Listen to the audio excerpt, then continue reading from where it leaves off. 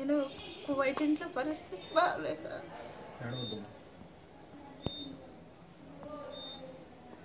3 నెలలు చేశానండి. 1 నెల జీతం అయితే ఇవ్వలేదు. నేనైతే అలా అయినా సరే రంజాన్ నెలలో నిద్ర లేకపోయినా తిండి లేకపోయినా చెయ్యాలనే అనుకున్నాను వాళ్ళ ఇంట్లో. కాకపోతే ఏమైందంటే నిద్ర లేకోకుండా మాత్రం మనిషి బతకలేడు. తిండి లేకపోయినా ఏ సమ్మనో తినిపోయి కాస్త మంచినీళ్ళు తాగి బ్రతకగలడు. కాకపోతే నేను ఏం చేశానంటే నేను చేసింది ఆ ఇంట్లో నుంచి రావడమే నేను చేసింది తప్పు అనుకుంటున్నాను. ఇప్పుడు నేను పశ్చాత్తాపపడేది అదొక్కటే. కాకపోతే నేను కోరుకునేది ఏంటంటే నా మీద ఆ కేసు పెట్టారు, వచ్చి చూసిన తర్వాత పెట్టారండి. చూసాడే బాబా వచ్చి చూసాడే. ఫోన్ చేశాను, ఫోన్ చేస్తే వచ్చి చూసి ఇచ్చేస్తాను నీ పాస్పోర్ట్ నీకు అని చెప్పేసింది. ఎలా జరిగింది మా ఇది? నాకు అక్టోబర్ 31వ తారీఖు యాక్సిడెంట్ ఎలా జరిగింది? మామూలుగా రూమ్లోనే మిషన్ కుట్టుకునేదాన్ని. మిషన్ కొనుక్కున్నాను. ఏంటంటే ఇంక బిడ్డను పోషించుకోవడానికి సరిపోతలేదు, అక్కడ అద్దె కట్టుకోవడం. నేను ఎవరితోటి లేనండి, నాకు ఇష్టం లేదు.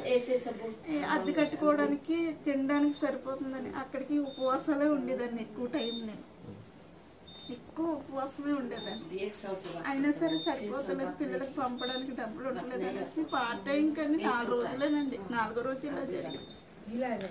మీరు యాక్సిడెంట్ ఎలా జరిగింది? ఇప్పుడు పర్వానే ఉంది కదండి, రింగ్ రోడ్ ఉంది కదా, అంటే అలా వెళ్తే తొందరగా వెళ్ళిపోతాను అనేసి మొత్తం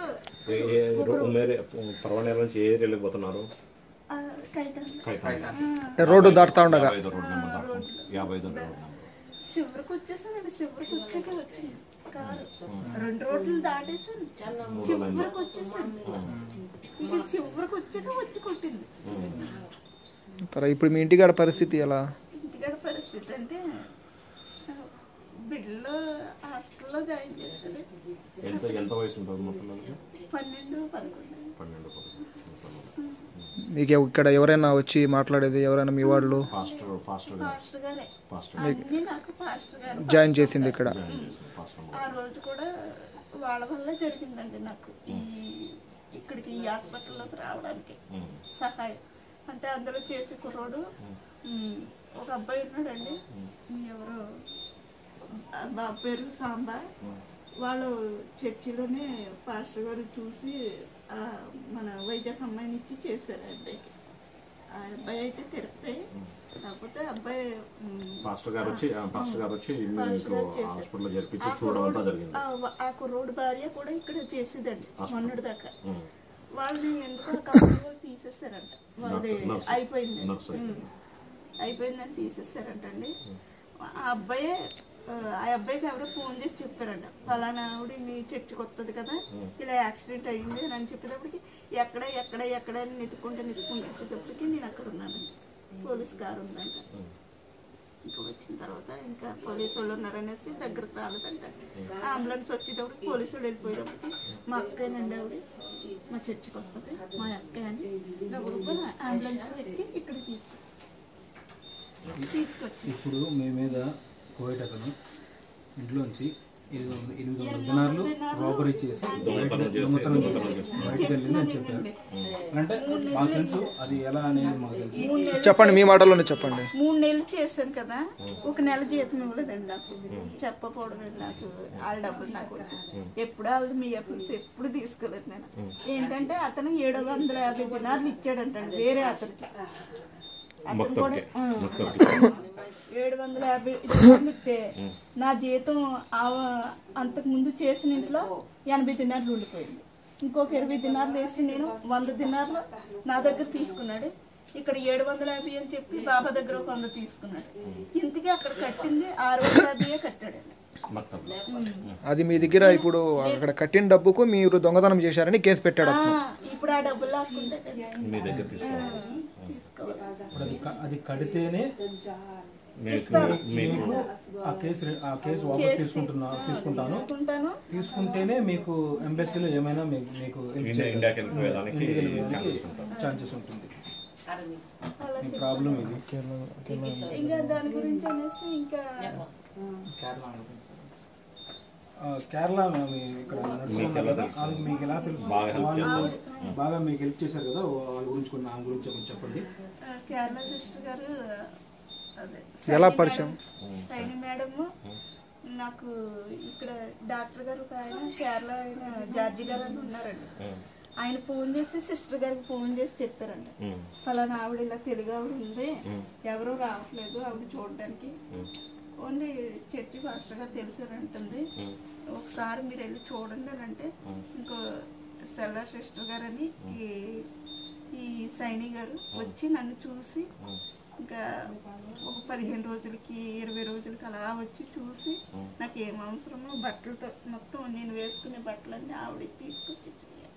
ఆవిడే సహాయం చేసింది, బాగా హెల్ప్ చేసేది.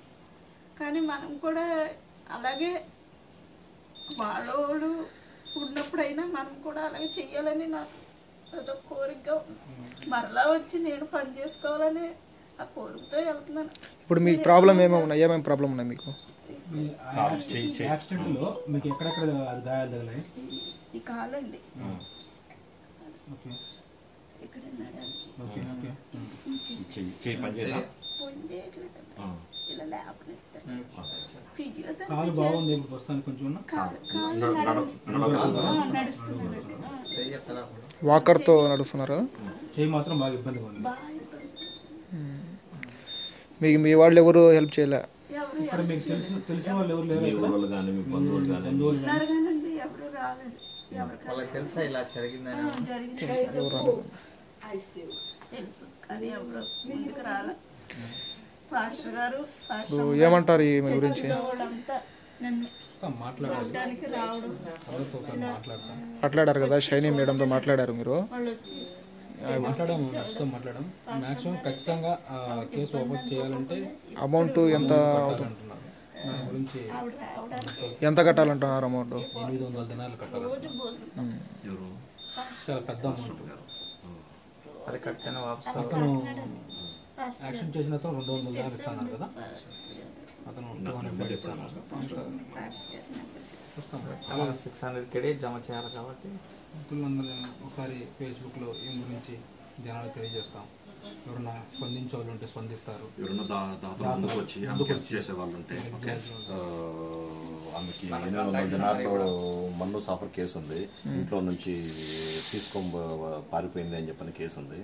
ఎవరైనా సరే దాతలు ముందుకు వచ్చి మీకు తోచిన కాడికి మీరు హెల్ప్ చేస్తే ఆవిడ్ని మనం వీలున్నంత తొందరగా ఇండియాకి పంపించగలుగుతాము. నీ మాటల్లోనే చెప్పండి అమ్మా, మీరే చెప్పండి ఏంటి మీ పరిస్థితి, నాకు ఇట్లా ఉంది, ఏ విధంగా అయితే. మీ పేరు, మీ ఊరు చెప్పండి. మాది అత్తిలి గ్రామం అండి. నేను ఇక్కడ పని చేసుకుంటే వచ్చాను. జిల్లా పశ్చిమ గోదావరి జిల్లా. నేనైతే ఇంట్లో చేసేదాన్ని, కొంచెం పరిస్థితులు బాగోక బయటికి రావాల్సి వచ్చింది. బయటకు వచ్చినా నేను దేవునితోనే ఉన్నాను. కాకపోతే నేను వాళ్ళది ఏమీ తీసుకుని రాలేదు. నా మీద మాత్రం ఇప్పుడు కేసు ఉంది. ఆ కేసు 800 దినార్లు ఇస్తేనే కానీ బాబా కేసు తీయనంటున్నాడు. మీకు నా మీద కనికరం ఉంటే, సహాయం చేయాలని ఉంటే మీరు ఎంతో కొంత సహాయం చేసి నన్ను ఆదుకోమని నేను దేవుని కోరి ప్రార్థిస్తున్నాను.